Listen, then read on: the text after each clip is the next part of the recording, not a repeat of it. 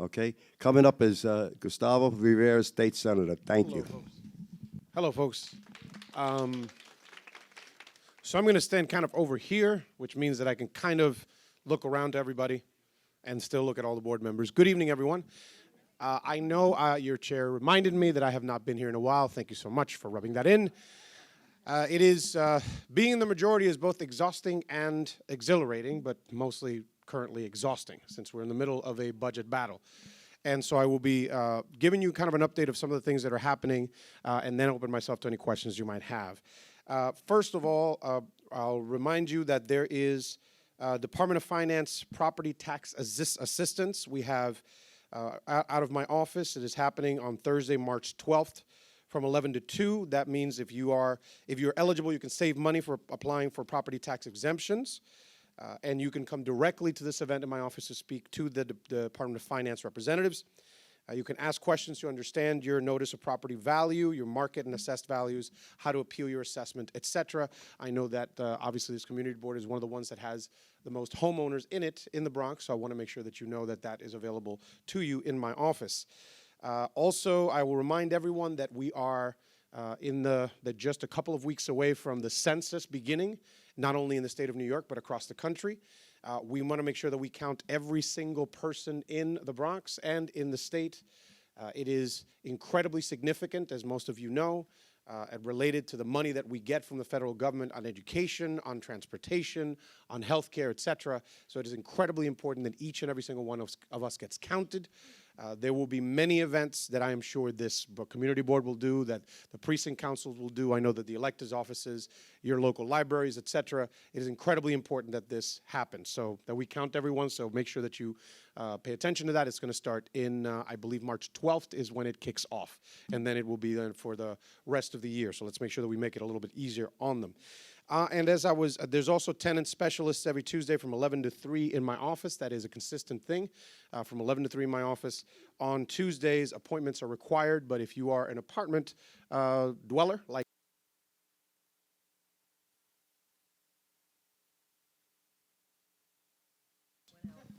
please, I'm Puerto Rican. I think I'm pretty good. I don't know if I need this, but if I do, I will do this. In any event, so you could also get help in my office. So last but not least, a couple of updates about a lot of things that have been going on. The first thing I'll talk about briefly, so we find ourselves in the middle of an immense budget battle. The one thing I will tell you as the chair of the Health Committee in the Senate, my main responsibility as it relates to my conference is to try to understand the proposals that the governor has put in front of us related particularly to Medicaid, but also on other public health related matters. Develop a response from our conference, and then we have a process in a couple of weeks called the One House Budget, which is when the Senate will present its version of the budget as we go towards passing a budget on time on April 1st. We can have a conversation as long about this as you would like. The short version is that unfortunately what the governor has thrust upon us would be actually what we currently have in front of us as a budget proposal. It would be disastrous for the state of New York. Very brief history. Back in 2011 when he was first elected, the Medicaid cost curve, in other words, how much the cost of Medicaid was going up, was kind of going like that, like a rocket. So there was something established called an MRT, or Medicaid Redesign Team. That was not a perfect process, but what it did do was it actually flattened that cost curve, and it made it so that the program would continue to exist while being renovated and being redesigned. And that was partly successful, and we've been able to keep the program and not have it explode our budget. So since we find ourselves in a position where we are in a deficit, particularly around Medicaid, the governor's response is to create MRT2, the Medicaid Redesign Team 2. We all know that sequels are always better than the original. You know, like that Jaws 4, that was a killer. That was the one everybody remembers. But in all seriousness, what this process has been, unfortunately, has been opaque at best, behind closed doors at worst. Not real inclusion of health and hospitals, which is the public health system in the state of New York, No real inclusion from federally qualified health centers. No real inclusion from doctors, from nurses, from nursing homes. And unfortunately, even the people who are named to the MRT are not being fully included in the process. It is And I will say this for the record, I believe that it is obscene that this governor is choosing to cut services for the most vulnerable across our state, as opposed to, and among other things, generate new revenue by taxing the ultra wealthy, billionaires, millionaires in the state of New York.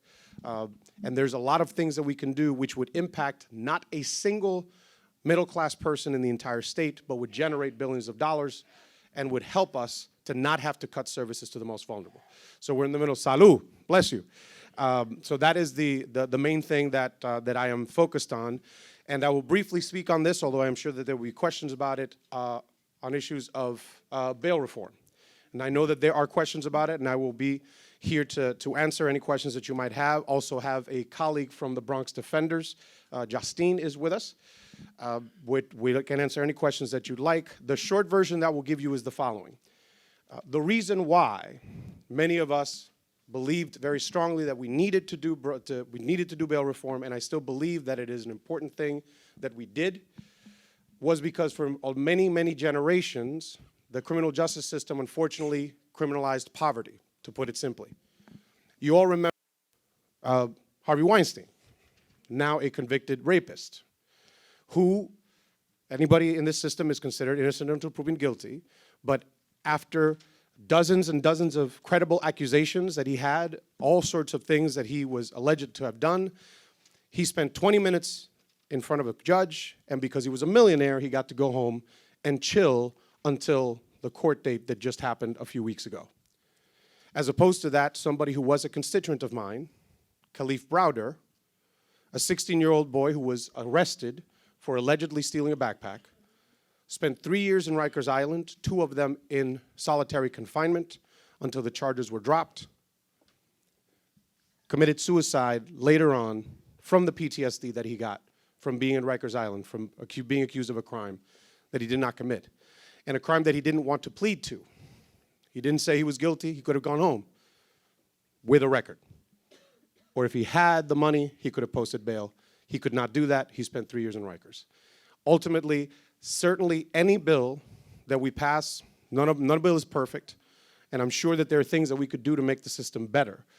But I will reiterate that I believe, and I'm going to finish with this to open up to any questions, I stand with the actions that we took last year because I believe that we're trying to change a very complicated system, but I believe that we need to stand strong on what we did because this is about making sure that we change a system that had for many generations criminalized poverty and done so in a racialized way. That is a system that we need to change. And it is difficult, but I believe it is necessary. And lastly, before I hand it over, I am sure that even after any questions that I might answer this evening, you might still have more. I'm always open to them. But sometimes you might not have questions, and you might make a decision that because of this action that I have taken as a senator and the defense that I am making of these actions, you might decide that I am someone you can no longer support. If that is your decision, I will respect it. I will still represent you, but I will respect it. But I believe it is something that we needed to do, and I'm glad that we did it. With that, Mr. Chairman, I pass it on to you. So we have a quorum now, so the meeting will officially begin at 7:29 p.m. We obviously heard Senator Gustavo Rivera speak. Generally, questions come from the board members, if there are any. If not, we will continue with our Dom Shiano. Mike? Well, do you have a question for? I might as well just get the questions out of the way since he just got done speaking.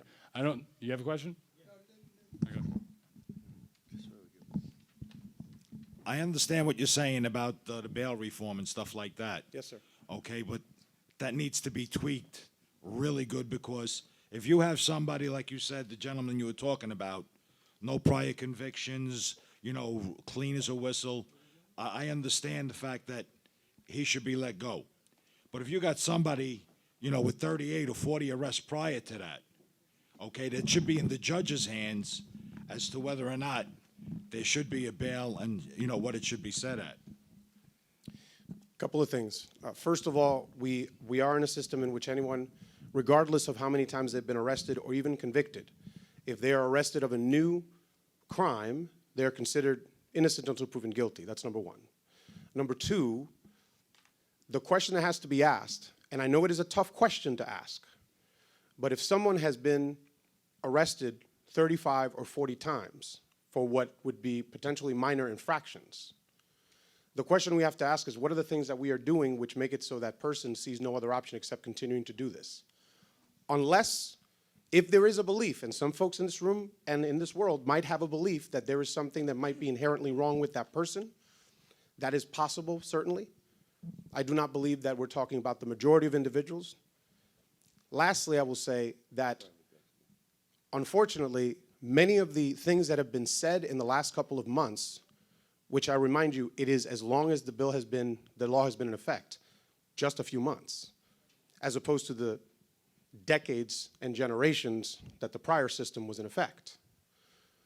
Many of what has been said has actually been inaccurate, and has been, if there's specific concerns, for example, there's a bunch of bills that we passed, one of them related to speedy trial. The idea that somebody, as is constitutionally protected, should have a speedy trial available to them. And when we changed the law, some district attorneys brought up legitimate concerns about some of the resources that would be necessary for them to be able to make it happen in the timeline that we set in the law. That is a legitimate concern.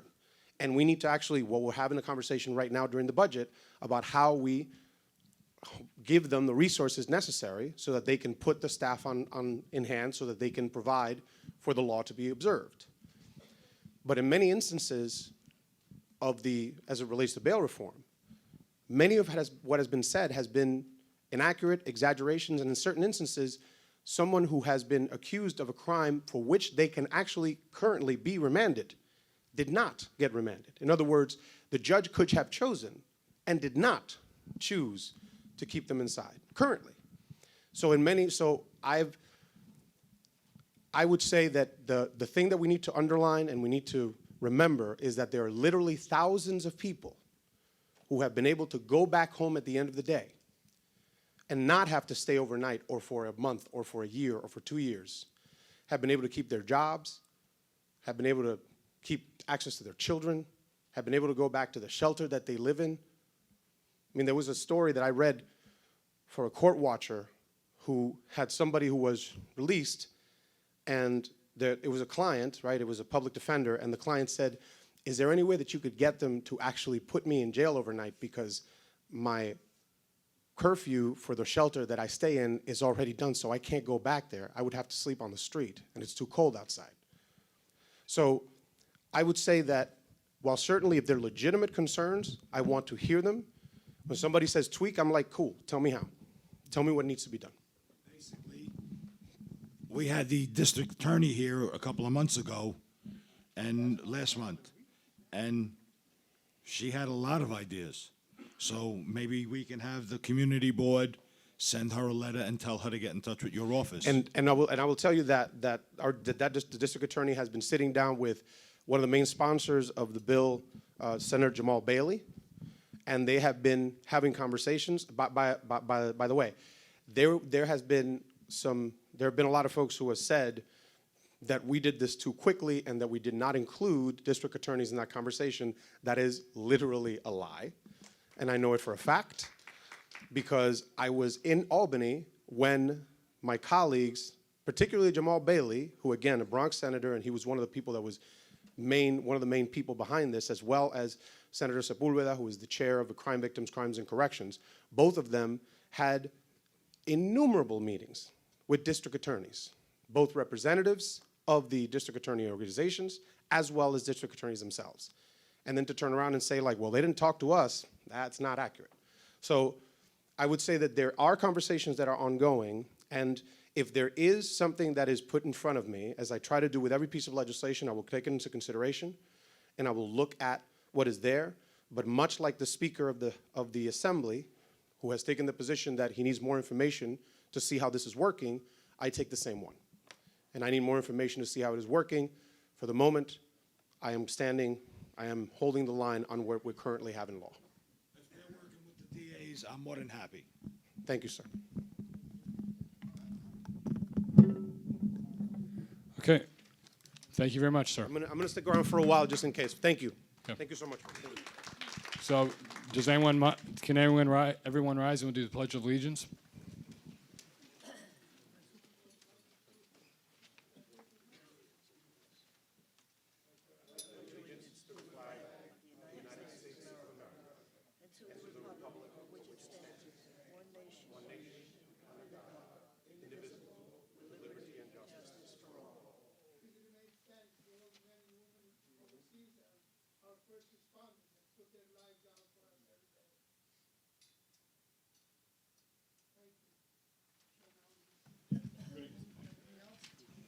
So the 4-9 precinct could not be here tonight.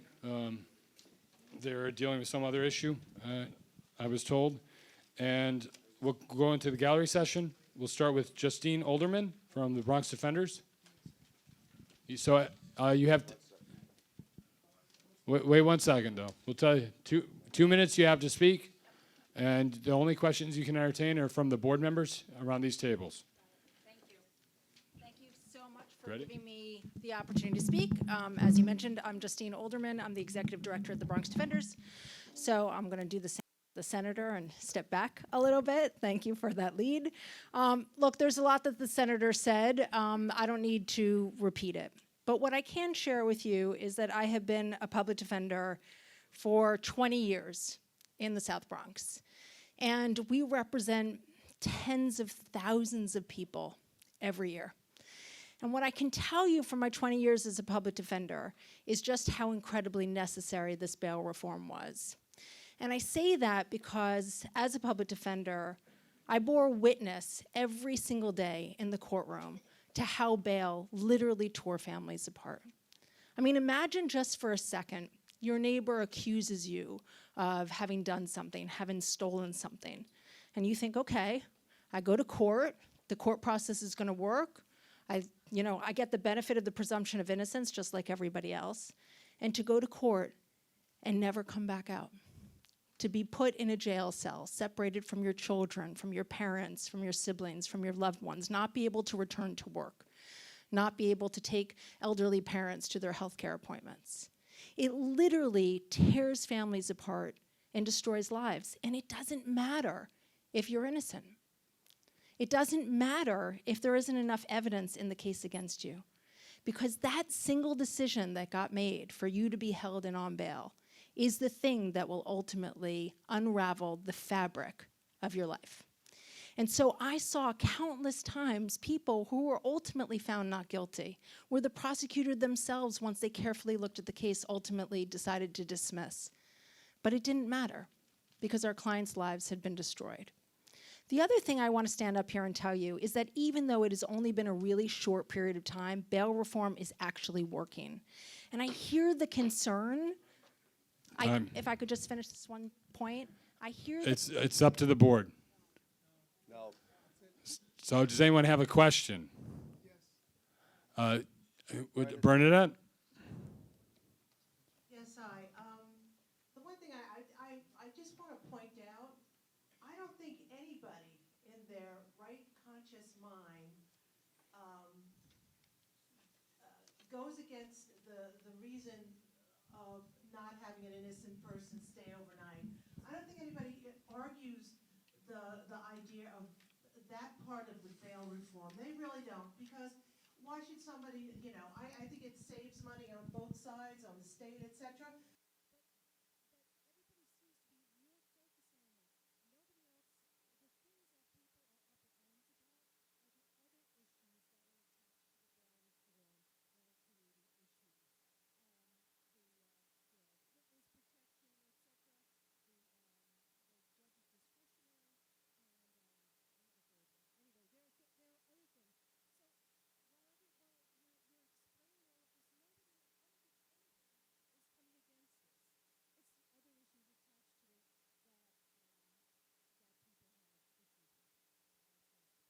Thank you.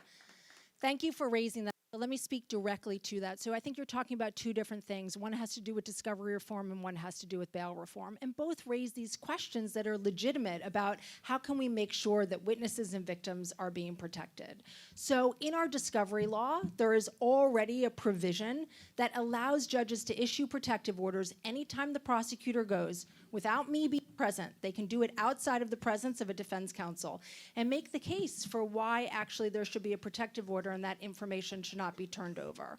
And when it comes to bail, judges have so many tools at their discretion. So they can put somebody on electronic monitoring. They can send them to supervised release. They can issue an order of protection.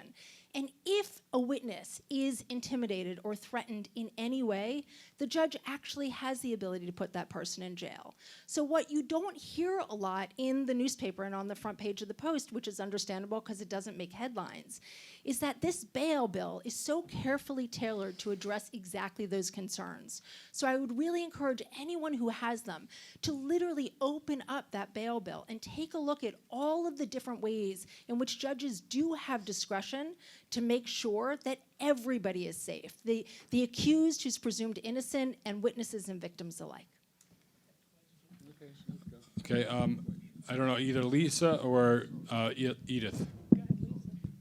My question is, I would like to hear your last point that you were trying to make. Oh, thank you so much. So the one piece that I was just going to add is that one of the things hard to sit by and watch is that you see the front page, the tabloids, and it can skew all of our senses of what's really happening. So I can count maybe there are 25 stories that understandably make us uncomfortable. But as the senator said, I have pages and pages of what the facts are in each of those cases. If anyone wants to come up afterwards, I'd be happy to go through it with you. The vast majority of those instances, first of all, they involve people who are really struggling, right? Most of the time, those are people, sometimes it's obvious from the report, sometimes it's not, who are struggling with addiction or mental health.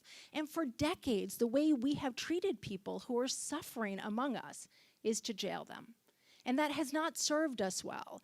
To the instance where somebody is getting out, and the senator mentioned this, and is getting arrested over and over again, we have a real opportunity as a community to say, maybe there's another way. Maybe we can do something better, because actually studies show that incarcerating people who are struggling exacerbates all of those underlying issues and really does make it more likely that we're going to see them back in the criminal legal system.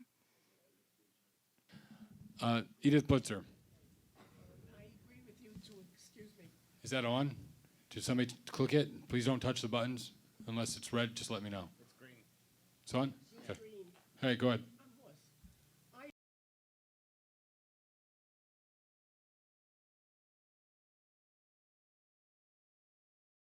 Person is innocent to go out without bail. However, you don't talk about the other side of the coin.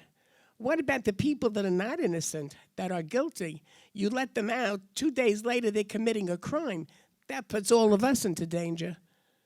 So I think the question that we have to ask ourselves is, how do we know that? How do we determine that? Is it based on an article in the New York Post? Or at some point, do we have to actually let our criminal legal system work, right? If we believe in the presumption of innocence, then we have to believe in it for everyone, regardless of what that front page of the New York Post says, or regardless of what, information might be put out into the universe in an article.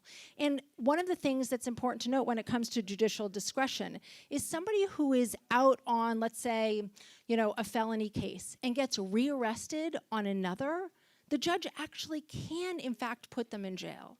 So the question is, if somebody comes through one time on a first offense, let's say, right? The question is, even if in our hearts, in our guts, we think, I think that person is guilty, if we act on that, and we act on that information, we are essentially dismantling our entire legal system, which I think most of us feel enormous pride in.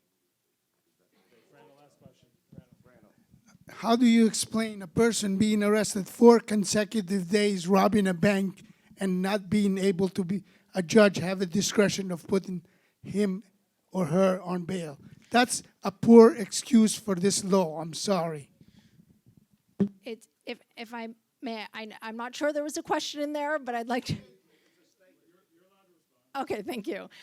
So that is a perfect example where obviously there is something going on with that person, where their underlying issues are not being met. If you look at the stories that were written, right, that person had a long history of being in and out of the criminal legal system. And under the old standards that we had, the ability to hold that person in jail, it didn't work. So going back to the way we had it before isn't going to help that person either. And so we have an opportunity to say, what are the tools that now judges have that actually they didn't have before? We didn't have electronic monitoring before. We didn't have supervised release in the way that we do now. We didn't have the resources before that are being put into addressing the underlying issues. And in that particular case, when somebody is arrested on a felony and gets rearrested on a violent felony offense, the judge does, in fact, have the power to keep them in jail. Great, thank you. And I Thank you. apologize, Edith, that mic does work. It helps if I remember which number it is so I can unmute it. So I'll do that. I'll hopefully do something right next time. Grace Lavaglio, Clergy Council of the 49th Precinct.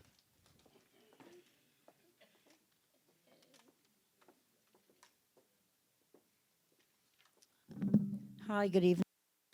I'm here to talk about the banquet that we're having on April 2nd at Maestro's, the Clergy Council of the 49th Precinct. We're having our 4th annual fellowship banquet, and we're hoping that everyone will attend. We're having our new Commissioner Shea as our keynote speaker. Letitia James is an honoree, Carl Hasty, Captain Natif, and some others as well. We also have a journal, and I wasn't able to bring flyers. The copier wasn't working, so I don't have flyers. However, if you want to call me or text me your email addresses, my number is 347-664-6445. Text me your email address and/or phone number, and I can send you the flyers regarding that. Onto another note, starting April 4th at the Allerton Library, we're going to have a poetry workshop for 4 weeks, starting April 4th. If you need more information, just call Manny at the library, Allerton. Thank you. Great, thank you, Grace. Speaking of Manny, he's our next guest speaker, Manny Martinez, New York Public Library.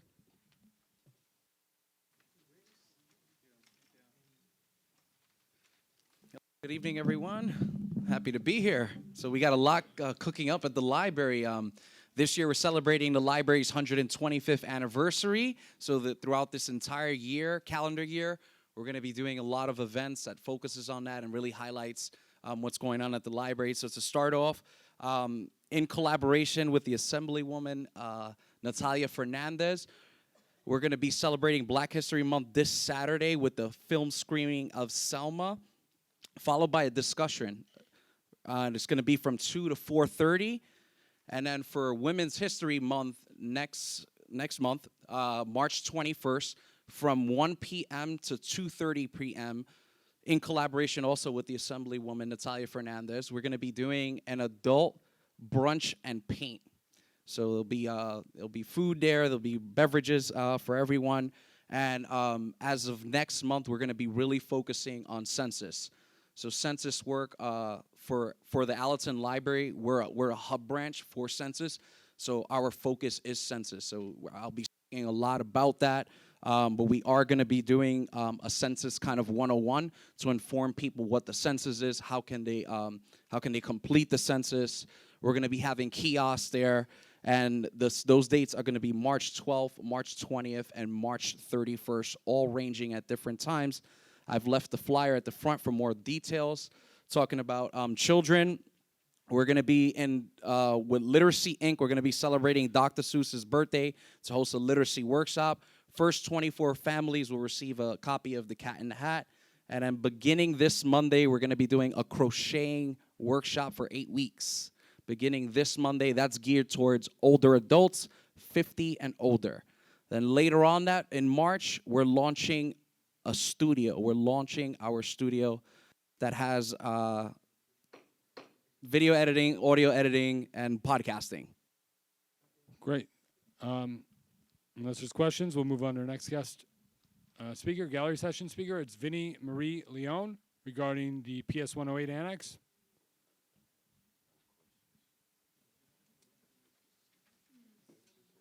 Hi, everybody. I did speak at last month's community board meeting regarding this issue. We are under the assumption that the annex is starting to be built this spring, and it's a concern of ours that there is no current middle school for our kids to go to after 5th grade that PS 108 caps at. We've been to CEC meetings. We're just kind of hitting roadblocks. We really need the community support to carry us to 8th grade. Like I said, there's no quality middle school for our students currently in the neighborhood. And I'm just here to get advice, feedback, support, suggestions on how to make this happen. So I spoke to the principal of the school today. Okay, great. And he said he has a meeting with the school construction authority next week. Perfect. And after that, he's going to touch base with me because I suggested that we have a meeting, a larger meeting, definitely at least with stakeholders, because there was some discussion with the NYPD. Want to make sure everybody's on the same page. Okay. I will definitely bring your concerns to that meeting. Okay, In great. terms of a larger public meeting, I don't know what. I was told that the school construction authority usually does that, puts out Okay. notices. I don't know if they're going to have a meeting though. Okay. So I don't know if you emailed me. I think somebody emailed me. Maybe. I was at the youth board meeting with Bernadette. Okay. We couldn't hold an official meeting because there wasn't enough people. Yeah, the education committee. Yeah, Right. I know the quorum. Right. So, again, I encourage you to email me. I Okay. gave somebody a card last meeting. Okay. I can give you more if I can find them. Okay, great. But you can go to our website too, and our contact information's there. Okay. But I recommend emailing everybody on that contact, so the whole staff and the chairman of the board. Okay, great. Okay. Thanks, Jeremy. And I'll take your concerns. I'll forward them on to the principal. Okay, perfect. Thank you so much. Thank you. Question from Bernadette. This is more of a statement, which we, people who are not even in the community That was boards, canceled. et cetera, that come to the youth education committee, there was an error. et cetera, know that we need middle schools. We are owed, in the CEC 11, 3,000 middle school seats, yet we have people wanting to gut out a building and put in a homeless shelter, okay? What we need is middle schools. We have families moving out of our community, and I know they're coming, they're not enrolling, they're coming out of, 108 because they have to find another place in 4th grade, because if all of the representatives, the elected officials that are here, we need middle schools in our community to survive and to keep quality of life. And we should be putting money into our future, which is our children. So you need to get to those CEC 11 meetings, et cetera. And Jeremy, if we can get a hold of Cheryl Smith and do some sort of conference call or something with CEC 11, I can't get a hold of her. Well, we can try. Can you put that in an email to me? I sure can. Okay. Thank you. Thank you. Veronica Castro, board member representing, not representing the board member, representing Allerton International Merchants. Yeah, you should do it. Because you're not representing the board.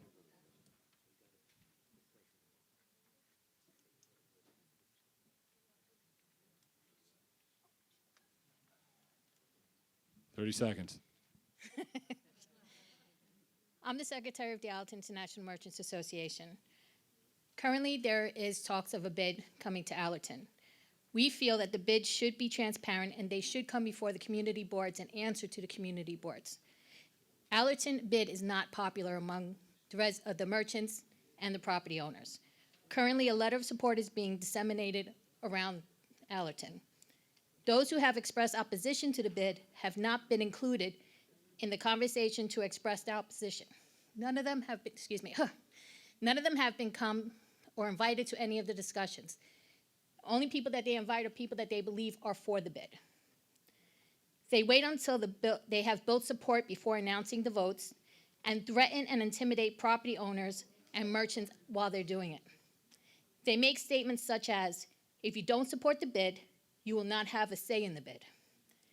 We as a merchants association will not let the merchants and owners who have served this community for generations be silenced. For this and more, we oppose the proposed bid. We will seek reparations for the damages caused by this process to the Merchants Association. Sorry, that's our statement. Thank you. Thank you. Debbie Colick, also a board member. I'm not sure, you're just speaking generally, right? Just general. I'll make this short and sweet. PS 83 is having a blood drive on March 19th from 2:30 to 7. Anyone who knows me knows I'm an avid blood donor and platelet donor. Please take a little time out of your day to stop by and donate a pint of your blood. You never know whose life you might save. Blood is always a limited supply.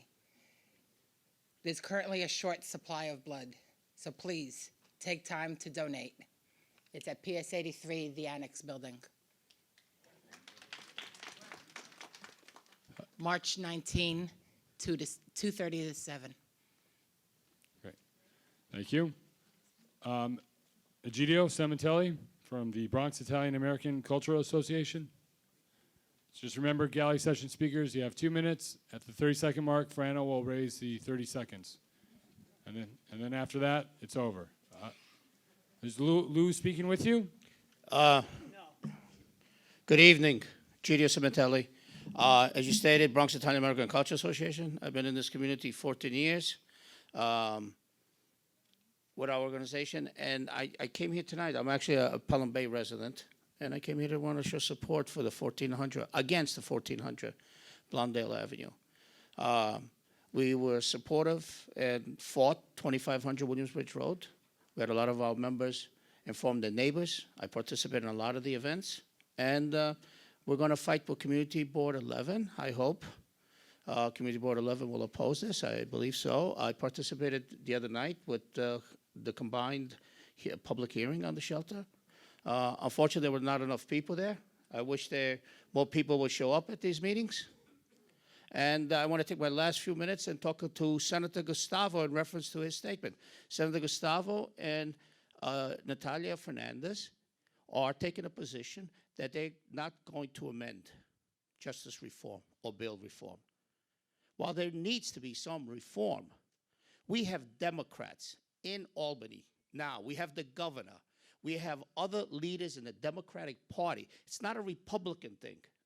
It's a Democratic membership of the Assembly and the State Senate that are talking about amending justice reform. So for him to stand here and praise this, you know, when I'd rather praise some of the people and some of the kids that go and get 5 A's, not 5 jail or 5 summonses or criminal things. So we need to take a different attitude, Senator. We have Democrats up there. Change your position. Stand with the people. The people are suffering out there in the streets, not you. Thank you. Efrain Gonzalez, homeless shelter.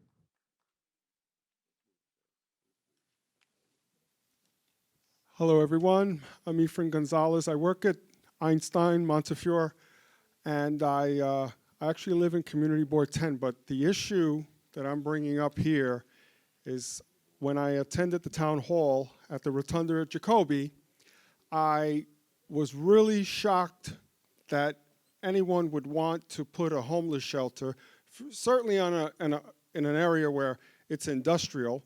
It doesn't say too much about what they think about homeless, but I just don't believe that in that area we should have it near a Lehman High School or a daycare center, and that's what we're having. And I want people in Community Board 11 to understand that both of these community boards really are cohesive in a lot of ways. A lot of homeowners in Community Board 10, more in Community Board 11, but we do share the same council member most of the time. And so I am against that. I'm against people coming out of Rikers to go to a homeless shelter when there was no screening process about, well, you're going to see this doctor, you're going to do this. They're talking about substance abuse clinic in the homeless shelter, and right away that sent up a red flag, because then I believe that Oasis will get them approved for a methadone program. So what I want people to understand is, even though you don't see it in the blotter, It's there in the fine print. Lastly, I'm going to close. I was made aware at that meeting from Councilman Mark Jonah, and it offended me, that there were people attacking members of Community Board 11 and 10. And I want everyone to know it is unacceptable for anyone to attack any member of a community board because they have an issue. The way we fight those issues is we come together. And so I just want you to know that that's how I stand, no violence. Because if we're going to talk against bail reform, and we're going to talk about tweaking, we can't accept anybody going in there and attacking the people that change things in our community. Thank you. Thank you. Lou Rocco, homeless shelter again.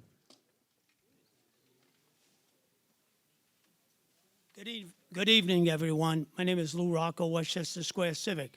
I got two parts to this. One is that I am not for this homeless shelters. I support the community board also to go against this homeless shelter being put there. The second one is that in your community, when they speak about putting people out on bail, I'll give you a live story that happened, no names, no nothing, still in court. Man is arrested in your community for banishing a gun, wants to kill a bus driver that just had a new baby. Goes to a grand jury, everything is ready, they let him out. He's in your community again, walking around with a sawed-off shotgun. The 49 precinct raids the place of his residence. He's out there selling dope and whatever. He has the resources to get out on bail. He owns property. So you have the same criminal banishing a gun, walking around in your community. Should this guy with 2 felonies, no convictions yet, should he be still walking around in your neighborhood? And as far as intimidating a witness, how would you like to have someone come 12 o'clock at night looking for their golf ball in your yard or attempting to look for a golf ball? It's not good. With that, if we had the information at that point or video, the person with the gun would have been arrested. The judge would have had something. This guy is still out. He's in your neighborhood, okay? Violent felon, violent drug dealing, lives in your community. So think twice. We need reform again. This here letting them out and we became the victims is very bad, very bad. We are all victims. We need to go and everything relates on your elected officials to change these laws. They need to be changed. We want stronger laws. I'm not a liberal. I want to come home, and that man with the bus with a new baby, he wants to come home to his new baby. Thank you. Robert Press, Community Board 11 resident. Community Board 11 resident after 3 Community Board 10 residents. I speak as myself, Robert Press, a resident of Community Board 11, who attended the town hall meeting on 1400 Blondell Avenue. Now, when Community Board 10 and 11 were holding hearings on Blondell Commons, there were concerns, but the Westchester Square bid gave a letter of support for the project, which included rezoning the area to an M11 zoning, and the bid was to get about 100 parking spaces for that letter of support. I said at that time, be careful with the zoning that you change it to, because you don't know what's going to happen afterwards. You now find out what's going to happen. That allowed a community facility that can be a homeless shelter. The Department of Homeless Services will put this shelter in no matter what. You have an option here, and a unique option, Community Board 11, because you're responsible for 397 homeless families. You should make a resolution tonight to the Department of Homeless Services and demand that they do not put an adult men's shelter there, and they put a family shelter there. I say that because why are there so many single adult men homeless right now? Okay, I asked that of Mayor de Blasio on February 4th, 2 weeks before that homeless shelter meeting. Okay, Mayor de Blasio said basically that we have an influx of adult single men. Why all of a sudden? Because the no cash bail law went into effect, and any person in jail had to be let out if they were on bail. So you have these people now out on the streets, they're homeless, and they have to be found home somewhere. Okay? Once again, and I will say that if you let this homeless shelter be built for 200 adult men, you will have level 1 and level 2 sex offenders in there. Not what Councilman Joe and I said about pedophilias. Yeah, Bernadette Farrar. Bob, if I'm correct, the three, the men, they're saying that the men that were going to be in this homeless shelter are going to be, they're constituents of Community Board 11, but they're not saying that their address is, what is it, Waters Place. If Am I correct? if I can answer that. The mayor said that Community Board 11 homeless people have been placed elsewhere. He tried to say they've been placed in Queens, in Manhattan, in Brooklyn, okay? However, and he said he's going to replace them with people from the Bronx.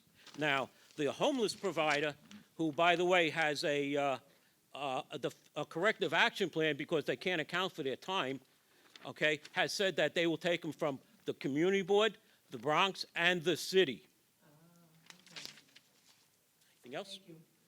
All right, thank you, Bob. I'll come back later. Last but not least, we have Marisa Davis, Curvin's Bar, 736 Leidig.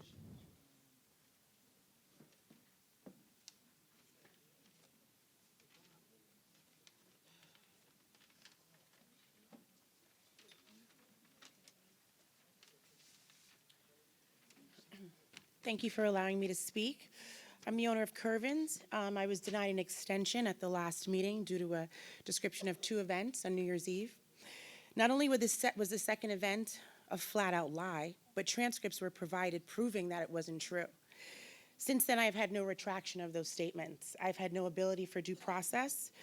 And bigger than this, I feel that 2 events in 24 months is a really small ratio. And I could have invested anywhere. I came to the Bronx because this is my community. And I feel that I've gotten a really hard shake from the community board. This is a city that never sleeps. We're all residential.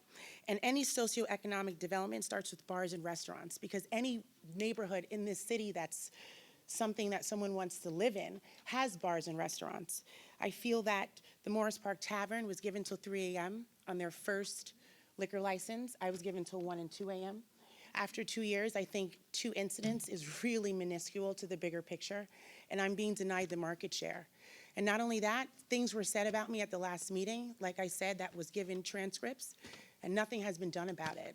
And I think there needs to be a due diligence before statements are released that are not true, and I need to have the opportunity to be given due process and have a Q&A, because you're affecting my business, and I could have gone anywhere. And I didn't go to Brooklyn, and I didn't go to Rockland County where I'm from, and I didn't go to Scarsdale where my mother lives. I came to the Bronx, and I'm not getting the support that I should get as a minority. And I think that you should look at the people that have been open till 4 a.m., like the pool hall that was closed because the owner wanted to close it. But you didn't take out an abatement, and he had dozens of calls for the years that he was open. And I haven't had anything like that, and I'm not given a chance. And I think you should rethink it. Thank you. Okay.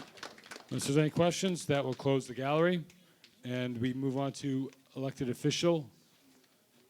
Thank you. Elected officials portion. Ruben Diaz Jr.'s office, Ish Gonzalez.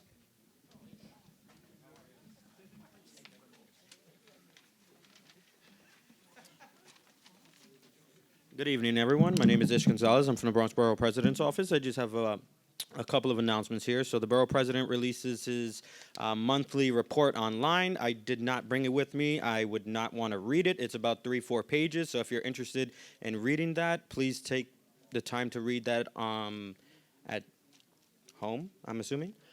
So also the Borough President is hosting a LGBTQ career fair. Excuse me, Ish, 1 second. Can people in the back please step out into the hallway?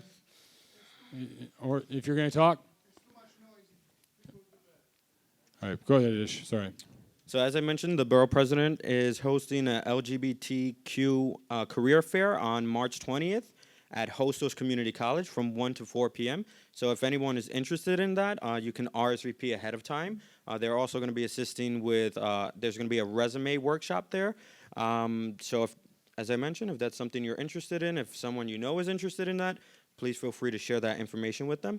The next two announcements I have are for the board members. I know Community Board 11 has done a pretty good job at submitting their reappointment applications, but if there are board members that have not sent that into our office yet, please do so. The deadline for that was February 7th, so we are well past that, so please forward that over to our office as soon as possible. Also, the sexual harassment training, the deadline for that was also February 7th. So if you haven't completed that, please reach out to Jeremy, or you can come to my office, give us a call, whatever works for you, and we can set you up to take that training. If anyone works for the city of New York, and you already taken the sexual harassment training at your job, you can also send that certificate to us. That's all I have. Thank you very much. Just so you're aware, Ish, if you didn't know, a couple board members reached out to me last week, or if not the week before, about the renewal application, which I did not receive from the Borough President's office until yesterday. So they never received the initial reappointment That's application. what they told me, and they told me either last week or the week before, and unfortunately, I had to wait to get an email because the renewal application's not online. The brand new application is, but I did get that yesterday, so that's why you probably haven't received at least a couple of board members as renewals. No problem at all. Thank you. Yep. Thank you.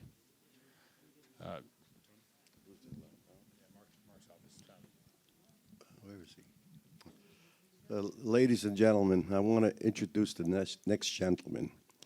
He represents Mark Jonai's office. He's back. Tommy Messina. Thanks, Tony, for that introduction. And I'm glad I'm back. This is not my event because I was just told an hour and a half before 5 o'clock to come here because somebody else couldn't come. I think Farrah does this. Okay. Listen, there's a lot of information here from Mark's office. Just a few things here. Free tax preparation, for people with incomes less limits of $66,000. Come to the office. It's on the back. That table, not that table, that table. Reusable bags, Mark's got them in the office to February 28th, so you better get there soon. And starting March 1st, they're going to be charging for the bags. Free immigration service. If you got any questions, you can call the office at 718-931-1721, and they got a SAT prep class. But there's like 13 different flyers back there. There's a lot of information, take it, because, it's a lot of important information that we can use. And we all know that Mark is against this Blondell. We're fighting it. Listen, everybody's got to really put their into it, get involved, and try to nip it in the bud. All right, thanks very much. Thank you, Tommy. Councilmember Torres' office, Joe McManus. Thank you, Jeremy. Before I get into the report, I was the chair of the Land Use Committee, and many people were not on the community board when Blondell Commons was a ULURP. That had nothing to do with anything else. In M1-1, residential people are not, you can't have a residential building. So we did a ULURP for just that piece of property. Although in M1-1, which is light manufacturing, you can have a community facility, which is a library, a homeless shelter, anything else, as of right. That means there is no people, the city doesn't have to come to the community board, doesn't have to say anything. So by us doing that ULURP for Blondell Commons had nothing to do with this other project. This project is out of right because it's a M1-1, like I said, is a very low-key manufacturing district. So I just wanted to straighten that out before I went any further. The councilman, like many of the council people, are going to have free tax prep. You got to call the office. Also, we are doing participatory budgeting this year. That means we take $1 million out of the $5 million pot for capital improvements, and you can do anything that will last more than 5 years.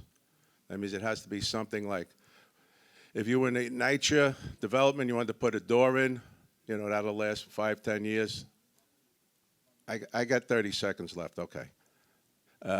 And I think the best part of the whole thing is anybody 11 or older can vote. So you can get kids involved in voting, especially if they're doing something for their own school. And if you need any more information on that, please call the office, 718-842-8100. Thank you. Councilmember King's office, Robert Press.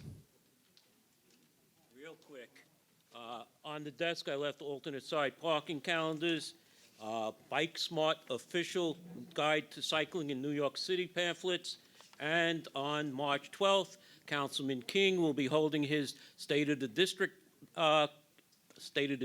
meeting. It will be at PS 41, 3352 Olinville Avenue. Doors will open at 6 p.m. The State of the District is 7 to 9. And as Councilman King says, people pay attention to people who participate. Thank you. Thank you. We have two people from the DA's office. I don't know who plans on speaking. Okay, so Christina.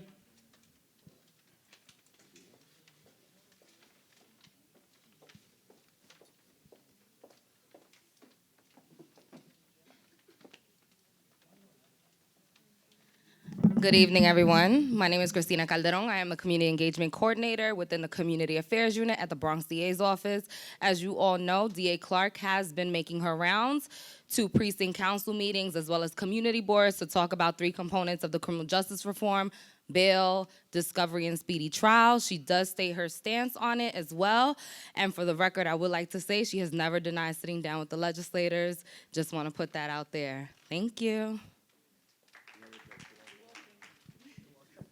I'll just pick up. I'm also from the DA's office, Bill Zelenka. I just wanted to alert the members here.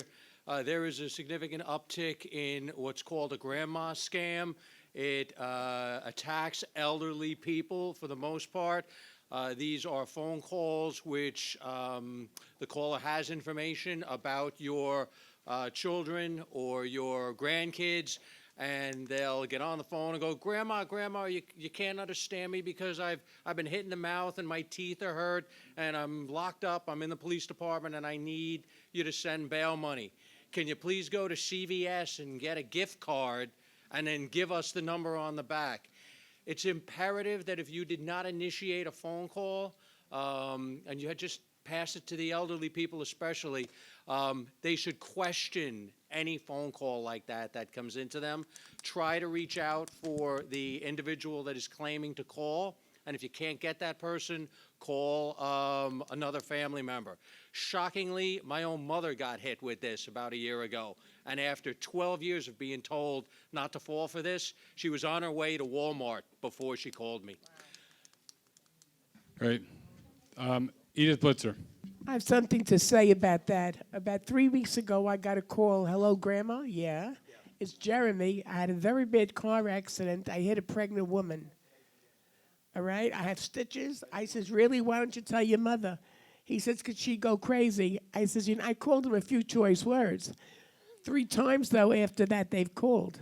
And there's no way we can stop these calls. Well, I can't get into any details about how to stop the calls because it's something I'm working on with the police department right now. But that aside, it is very common to play on your emotions and to immediately tell you, don't call my mother, don't call fill in the blank, because they'll go crazy. Just send me the money and the whole problem will go away. All right. That is a scam 99% of the time. The elderly people in the community must be told to be careful because they are the targets. They don't go after people in their 20s or 30s. Well, I may be old, but I'm not stupid. Okay, great. Thank you. Alexandria Ocasio-Cortez's office, Destiny Cruz.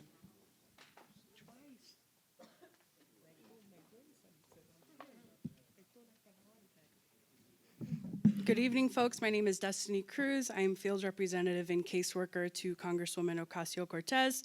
Just a few updates from our office. Just last week, we had a town hall in Queens, fully surrounding the census. And so in March, we will have a census town hall in Van Nest. I invite all of you to come. I will be sharing the flyers as soon as they become available to me, to Jeremy, all of our civic group leaders here. I want everyone to be present. It turns out that Van Nest is one of the lowest counted neighborhoods in our district, okay? And so we want everyone to get counted. I know we have folks from the New York Public Library here in Allerton. I just met Manny tonight. I want to stress over and over again the importance of getting counted.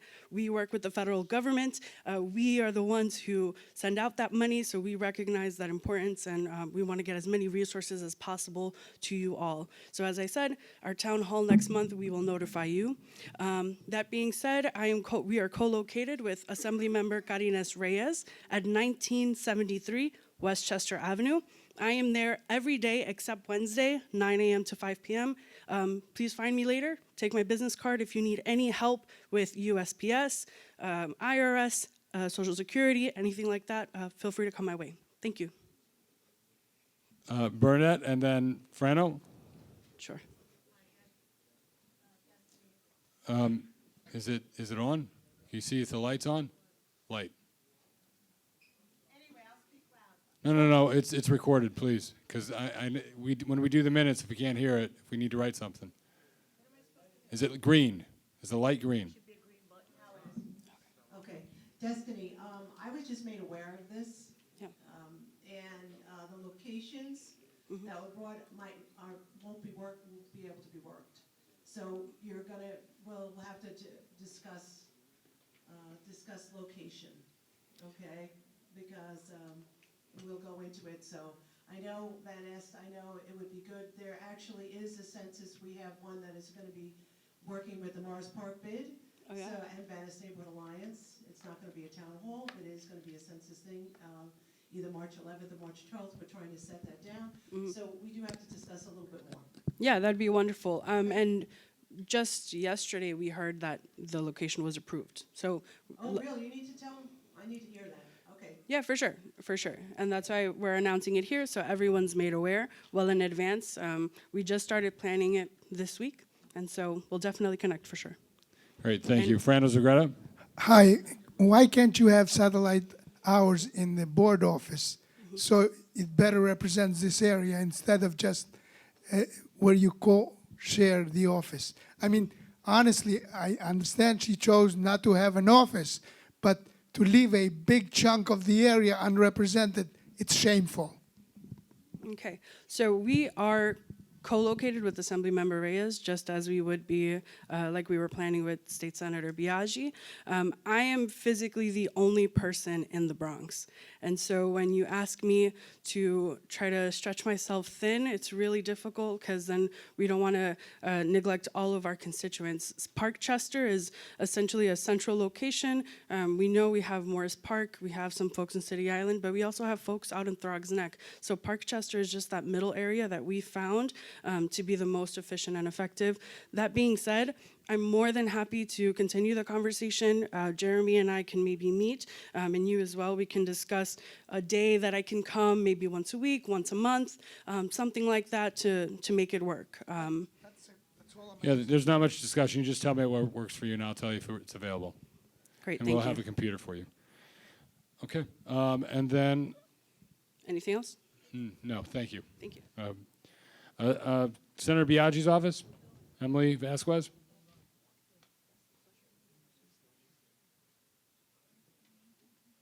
Is Emily still here? Hi, folks. I have two announcements, same announcements. We are at Bronx House every Wednesday from 10 a.m. to 3 p.m. The first Wednesday of the month, we are there from 3 p.m. to 6 p.m. to accommodate folks that work in the mornings and need evening hours. We're also available during the evenings as long as you email us and let us know. We can work that out. I have one more announcement, and that's that we're hosting a Women's History event next month, at the end of the month, and I'll have more details pending. Details are pending. So if anyone has questions. Any questions? No? Okay, thank you. And then last but not least, we have Farhad from Assemblymember Natalia Fernandez's office. Hi, everybody. Just two quick announcements. We are hosting free housing services at our office the first of every Thursday of every month. So first Thursday of every month, sorry, I said that awkwardly. But NICA will be providing services, so if you have any issues with eviction, if you have any issues with the one-shot deal, if you're trying to get some housing services, please call our office, schedule an appointment. It's half-hour slots. We're more than happy to accommodate you. The first Thursday, I think Thursday the 5th, March 5th is the first one. It's already being booked up, so if you guys want a quick one, please call. Secondly, over at Tracy Towers, I know it's a bit of ways, but we are doing a presentation of the state budget. Commissioner Ruth Hassel Thompson, whom some of you may know was a senator, will be co-hosting with Assemblywoman Fernandez. So we'll be there. That's going to be February 28th. Presentation starts at 6, but doors open at 5:15. Does anybody have any questions? No. Thank you very much. Unless I'm missing anyone else, that ends the elected officials portion. And we'll now turn it over to Chairman's report. Tony Vitaliano. Good evening. First thing up, I need a motion to approve the January 2020 full board minutes. Second by Edith. Open for discussion. All those in favor? Against? Abstentions? Motion approved. All right, the next issue I'm going to mention, in everybody's folder, jacket, there was something about meeting attendance. Okay, we also put down in there one sheet which applies to the full board meeting and one sheet that applies to the committee meetings. If your name is on there, please, try to make these meetings because, for instance, it does affect the committee meetings. It's terrible. People are not having meetings, sanitation. It affects the transportation. And I think one other one. There was another committee, public safety. Those three committees, they can't have a meeting unless they have a quorum. Now, if your name is down here, please try to attend these meetings. I'm not going to go around threatening people or anything like that, but, we have bylaws, and we're not doing anything on the bylaws because hopefully you people will come around to us and attend your meetings. Okay, if you're legitimately out, you're out, but there are a lot of absence, A's. Or absent, no excusal, that means. So, please, look at the sheet, see how you look, and address the issue if appropriate. I thank you. Treasurer's report. Veronica Castro. The report is in your package. If you have any questions, you can see me after the meeting. Okay, thank you. My report is not in the packet. It will be sent out to you right after this, but I do have some of it printed. I will tell you what will be in the printed version that you'll receive via email. Will be the homeless shelter, about the homeless shelter, what I gave out to the public at the town hall meeting Monday night. And I do think everyone should be aware that only 120 people came out for that meeting. Let's see. That includes people like me, Al, Tony here, politicians, or whoever signed in at the front, long story short. So coronavirus. So obviously, there's a big scare thing going on, and maybe rightfully so, because we're told to expect the worst. Just a reminder, if you haven't heard already, it's still flu season, and if you haven't got your flu shot, it's highly recommended. So you don't come down with the flu and people think you have the virus and avoid you like the plague. But also, they don't want to tie up doctors. They don't want to tie up hospitals. If you do get something like that, when you cough, remember, cough into your arm versus your hand, because you shake somebody's hand, you rub your eye, and you can spread germs that way, right? So another thing to think about is if things go bad, as they're predicting, and it comes to something like we work, Community Board 11 working from home, the staff, we're not prepared for that. We could be prepared for that, giving some tweaks, but I want you to think about that. I'm amongst the 3 staff members, I'm prepared to work from home, but not on a protracted basis. I can't make edits to the website from home. I can't make do my timesheets. I can't do other things from home. But I do have a laptop I can try to configure, but again, that laptop is maybe 10 years old at this point. So something to think about. Coronavirus, that is one thing that people are starting to talk about. You know, closing of schools, working from home, avoiding unnecessary travel or medical procedures. Bail reform meeting. Our chairman, Albert D'Angelo, and I went to a meeting that is in your packet in terms of the pamphlet that, if it's not in the packet, it's online.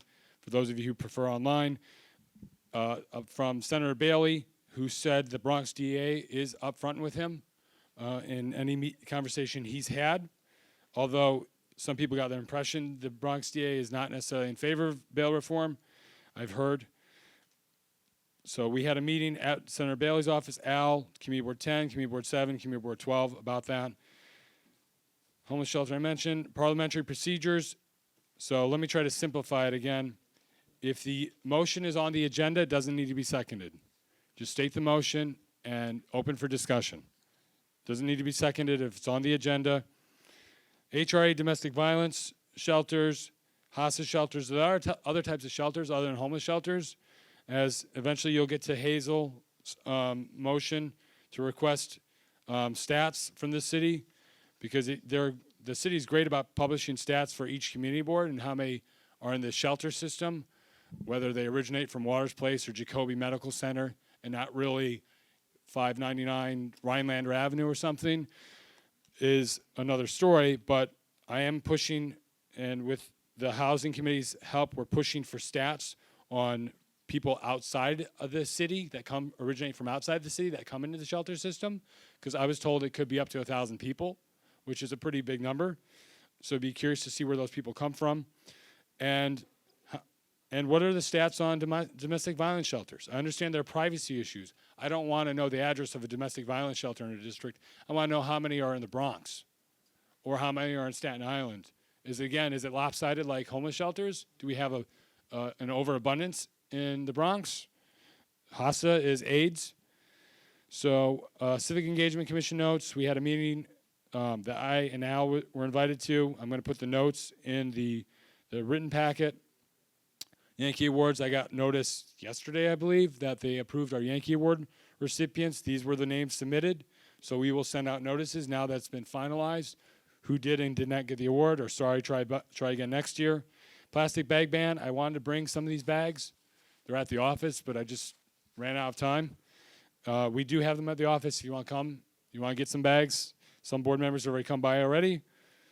And 2225 Lodovic, I made a site visit. That will also be an email I got from the director of the group home. So that's the temporary boiler that's been blocking Lodovic Avenue for a long time. I was on the phone with them today, with DEP and them today, tried to resolve that issue.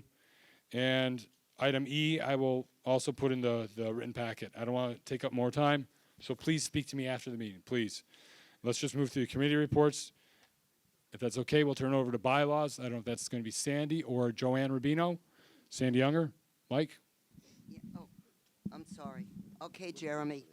The bylaws committee met, and we are asking for a motion to approve an ethics and disciplinary committee to be placed on our bylaws.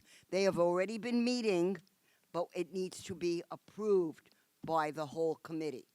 So it'll be brought up tonight and then next month. Jeremy, that's it. I hope they heard it. Sorry. Okay. So that's brought up to be voted on next month. Thank you. Right, even though they've been meeting. Thank you. Thank you. Economic Development, Joseph Thompson. Or Veronica Castro. 2 motions on the table. The first one is a new application for La Katrina Restaurant. Tony Signorelli and I both visited the establishment on Monday to have a look around. There were only 2 minor issues that we saw.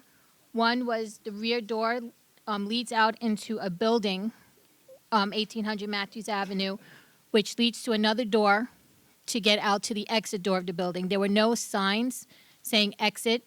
We brought that to the attention of the owner. Before we even left the establishment, he had already sent somebody out and posted the signs, exit signs, to direct people how to get out in case of an emergency. So that was rectified on site. The others were, he has two fire extinguishers, one in the front of the establishment, one in the back. Both were obscured by tall plants. We asked him to move them, which he did. He's also going to be raising them up to be in regulation between 3 and 5 feet up off the floor. Other than that, he was very cooperative. It was a nice establishment. So we have a motion to send an email of no objection to the New York State Liquor Authority regarding the following new liquor license application for La Katrina Restaurant located at 825 Morris Park Avenue. So, any discussion? Discussion? Bernadette Ferrara? Was there measurements taken? Yeah. Actually, I'm sorry, I didn't bring that up. Because, I was at the meeting, so you know a little bit for that.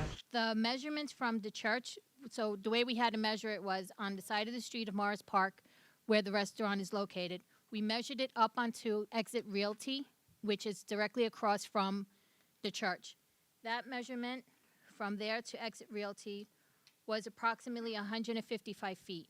We then measured it across from Exit Realty across to the beginning of the church. That measurement was 99 feet. So it is over 200 feet from the church. The other concern was the daycare.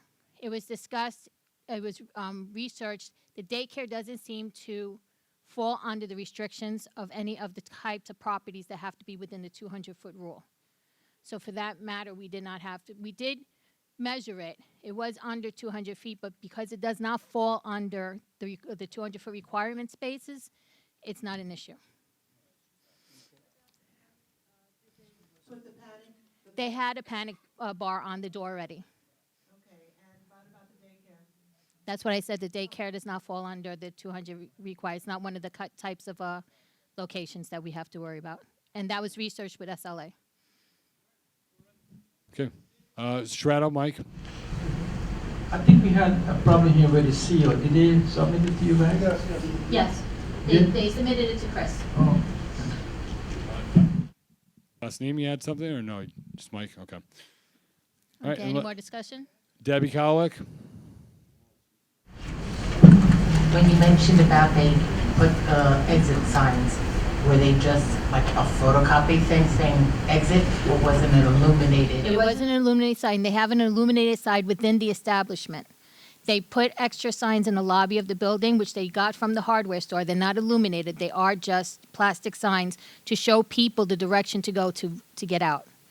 So they do have an illuminated sign within the establishment itself. Like that glow in the dark material? I don't know if they're glow in the dark. I didn't see them with the lights off, but In some interior areas, even if it's not illuminated like the signs here, it would have to be the reflective or glow in the dark material. no, I'm not sure if they were, to be honest. I just know that they were there. They were big. They were, a little bit bigger than 8.5. They were visible, one in front of the door that's in the medium by the stairs, and then one above the door that actually exits the building. So if that other door happens to be open, the other door does have an exit sign, so it's always visible for them to be able to exit if there's an emergency. Thank you. You're welcome. Okay. Any other discussion? All those in favor? Opposed? Bernadette Ferrara? 1. Abstentions? Joe Menta? 1. Andrew Siegel? 2. So motion carries. Motion carries. The second motion is for Luke's Lounge. So we're sending a motion to send an email of no objection to the SLA regarding the renewal of the liquor license for Luke's Lounge located at 1808 Hone Avenue. Discussion? All those in favor? Question. Veronica, what's happening with those violations he has for the outside? They have submitted an application to have the outside cafe So we're waiting for that determination. Okay, because it seems every time they come up for renewal, it's the same story. Right, they actually have done that. They also were requested to put in a door for an exit. They are in the process of getting that together. They said that the door should be in place within 45 days from the day it was requested. Okay, thank you.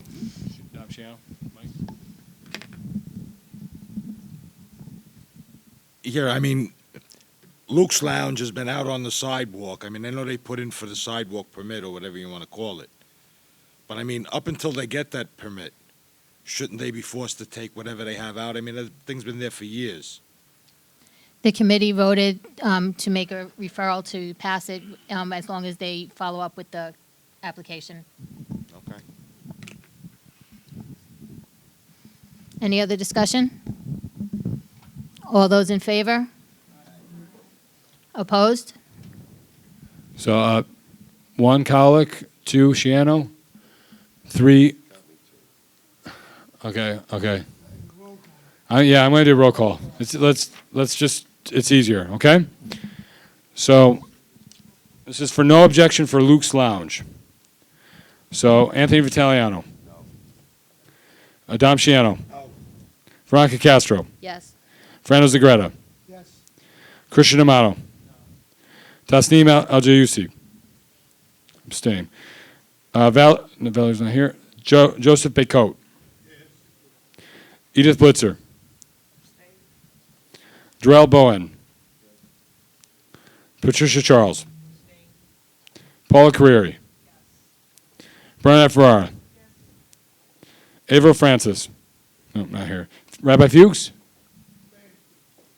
Kenneth Galnick. Deborah Kraulik. Natalie Medina. Joseph Menta. Silvio Mazzella. Hazel Mira. John Musto. Shrado Purdom. Daisy Rodriguez. Eliezer Rodriguez.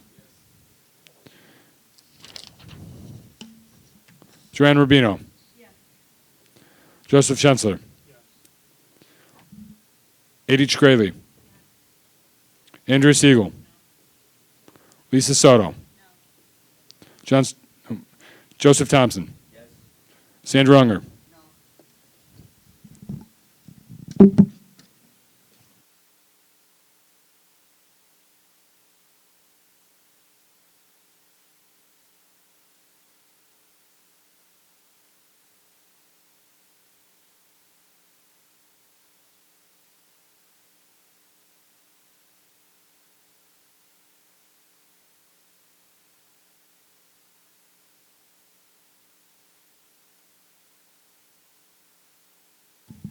Motion failed. It was 15 for, 10 against, 5 abstentions. You have to have a majority. A majority be 16 versus, a majority be 16 in this case, not 15. No, it's entirely, you don't have to do anything. It's entirely up to the board. So unless there's anything else for your committee, we'll move on to housing, Hazel Mura.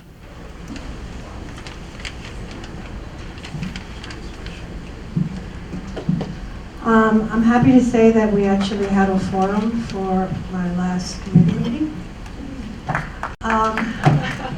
Thank you.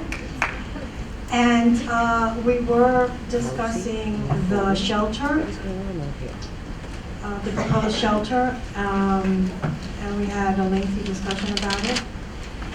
And we came up with a motion only because we're not, if this goes through, we're not exactly sure where these men are going to be coming from, even though they're telling us that they're going to be Bronx residents. We don't believe them because they may be coming from Yonkers and other areas of the city and who knows the state. So we made a motion to request the City of New York collect and publish statistics on the number of homeless individuals originating from municipalities outside of New York City, but who are currently in the New York City shelter system, making it clear which municipalities counties and/or states the individuals originate from. So that's our motion.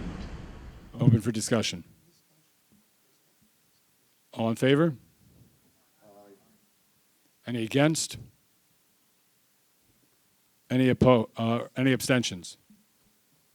So the motion carries, unanimous. A.D. Shkreli abstains. So motion carries. All right. I'm sorry that my minutes were not included in the package. Yeah, well, we will correct. We'll have those published on the website tomorrow, hopefully. Transportation. Thank you, Hazel. Fernando Zagretto, Transportation Committee. The notes are in detail in your packets. Please review them. Next month, we will be voting on a couple of street co-namings as well as one new activity. Thank you, and have a good night. These are renewals. Unless somebody has a question about them, they're not going to be voted on tonight. Bernadette Ferrara. I have this is for the street activity, am I correct? Yeah. I just have a question about the one on Bronxdale Avenue between Pierce and Van Nest. Is the whole street going to be closed? No, it's only partial? It's a sidewalk. It's going to be a sidewalk. It's a Thursday from a Saturday. Isn't school still in session? Is it? So, I mean, that's a question. Why are they having, I understand, but school is still in session. You have Van Nest Academy right there. Yeah, we can ask about it. I just know that the city is very reluctant to shoot those down because they're religious, but we can still ask. Yeah, I mean, it's a Thursday to a Saturday, school's still in session, and that is covering Van Nest Academy from which is Van Nest and Bronxdale. So, but it is a renewal. Remember, they've had this before. Unless there was previous issues, we automatically approve them because there has been no activity noted that was negative. We don't disapprove them, or we don't recommend not approving them. Okay, I'm just asking. Okay, it's the first time I've seen it. Thank you. So, Chris, when you're in Monday, can you inquire about this place? Thank you. Ethics Committee, I know Yahe could not be here tonight, so I don't know who is going to speak from the committee. Edith or Ellie Rodriguez? Edith? Or I can do it if you want. It's up to you. Yep. It's on. So correct me if I'm wrong, Joey, but basically we're planning on meeting every month, and if someone hasn't submitted a written complaint, then we will not discuss it. But I don't know what else to actually add. So there's a complaint form on our website. So, okay. So, yes, Andy. Who are the complaints going to be against? Is it going to be against board members, workers in the office, etc.? So if anyone has a complaint against the board, whether it's individual members, committee, the staff, this is what this is for. Is to try to handle things in-house versus things going directly to the BP's office. So we have a committee now to review that. The complaint form is on our website. So if anybody needs or wants to know where that is, on our website, it's under the forms and guidelines section. We can always email it to you too. So if you need further assistance. So, and the minutes are in the packet. Parks and Recreation, Pat Charles. Yeah, there she is.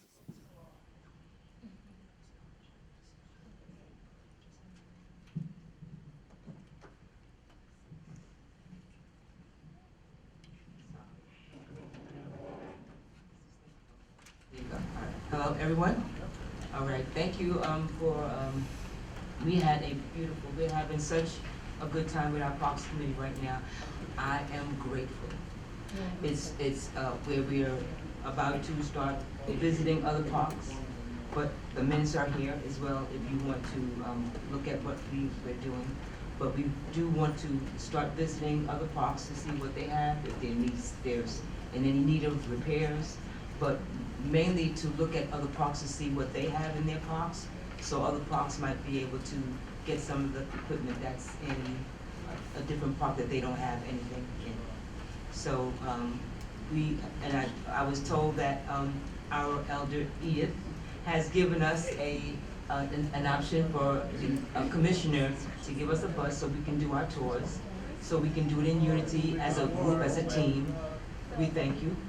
And our next meeting will be on Wednesday the 4th at 7 o'clock, and anybody that would like to come in and be a part of the Bronx Department would be welcome. But I do want to just explain one other thing. My suggestion is for the community boards. A lot of community boards need a lot of help. So if someone from each community board, we meet at meeting once a month and have concerns for whatever, because all communities are going through the same thing. So if we can just have one head person assigned from each community, and we sit down and have a conversation on our concerns, I think that would be a good suggestion. Thank you. Great. Old business? New business? Bernadette Ferrara?